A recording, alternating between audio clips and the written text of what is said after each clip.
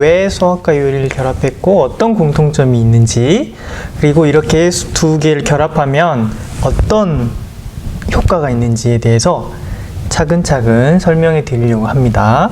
자, 그러려면 기존 수학이 어떤지 한번 얘기를 해봐야 할 것 같아요. 우리가 생각하는 이 수학하면 생각나는 거, 스트레스. 이거 스트레스 심하죠.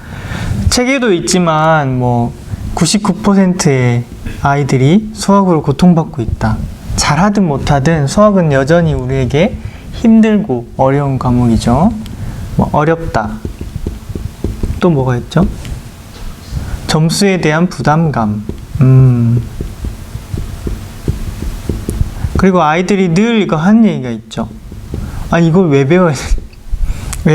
배워야 되는지 모르겠다.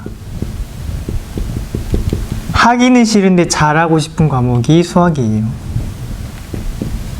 그리고 막 수학자 누가 무슨 법칙 하면 그 왜 만들어가지고 우리 이렇게 힘들게 하나, 이런 얘기들을 하게 되는 게 바로 이제 수학이죠. 그래서 수포자라는 용어까지 생겨날 정도로 수학은 우리에게 있어서 굉장히 부담스럽고 어렵고 힘든 학문으로 알려져 있는데, 저희는 그렇게 생각하지 않아요. 수학은 사실 이렇지 않다. 이렇게 된 이유는 다 그 입시, 경쟁, 변별력을 주기 위해서 수학이 문제를 위한 문제로 자리 잡고 점수를 잘 맞아야 하는 과목이 돼서 이런 문제가 생긴 거지, 원래 수학의 본질은 그렇지 않다라고 얘기를 하고 싶은 거죠. 그럼 원래 수학의 본질이 뭐냐? 원래 수학은 사실은 세상에 섭리의 진리를 탐구하는 학문이, 탐구하기 위해 존재하는 게 수학이에요. 근데 쉽게 얘기하면 이치를 깨우치기 위해 존재하는 학문이다.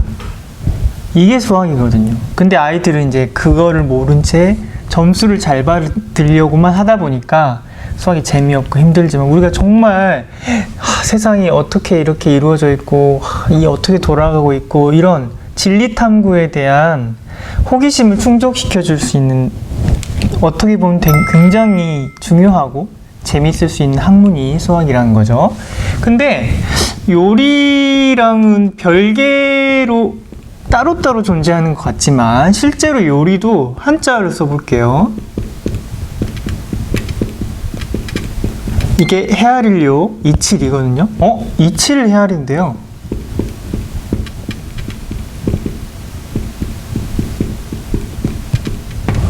요리할 때 아무렇게나 막 하진 않죠. 얘를 얼마 넣었을 땐 얘를 얼마 넣어야 되고, 물은 몇 분 정도 끓여야 되고, 이런 게 다 체계 논리 합리적인 사고를 바탕으로 최적의 맛을 내기 위한 이치라고 할 수가 있어요. 그런 점에서 둘 다 이치를 탐구하고 이치를 다룬다. 결국 그런 점에서 공통점을 가지고 있다라고 이제 말씀을 드리고 싶어요. 그래서 아이들이 요리를 통해서 이치를 헤아려 보면서 세상의 섭리의 진리도 이렇게 주체적, 주도적, 자율적으로 탐구해 나갈 수 있게끔 도와주는 게 요리와 수학을 결합한 저희 컨텐츠라고 할 수 있습니다.